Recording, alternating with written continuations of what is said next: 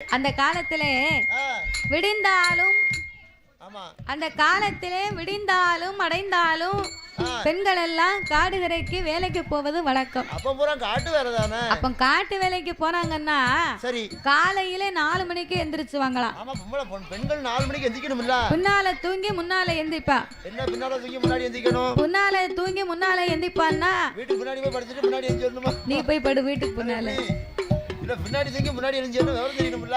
பின்னால தூங்கி முன்னால எந்திரிப்பான்னா ராத்திரி அந்த அம்மா பிள்ளைகளுக்கு சாப்பாடு கொடுத்து கணவன் மாமி மாமனாருக்கு சாப்பாடு கொடுத்து கீழே உள்ளதுக்கு தண்ணியை ஊத்தி போட்டு பாத்திரத்தை தேய்ச்சி கழுவி வச்சுட்டு ராத்திரி மத்த வேலையெல்லாம் முடிச்சு கதை வடைச்சிட்டு அந்த அம்மா கடைசியா வந்து படுப்பா.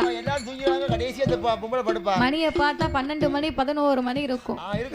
ராத்திரி 11 மணி 12 மணிக்கு எல்லாருக்கும் பிறகு தூங்கினான்னா காலையில எல்லாருக்கும் முன்னால 4 மணிக்கே எந்திரிச்சிருவா. அதான் பின்னால தூங்கி முன்னால எந்திரிக்கிறது. பிறவே நீ வீட்டுக்கு முன்னால போய் படுக்கணும். உனக்கு என்ன அறிவு?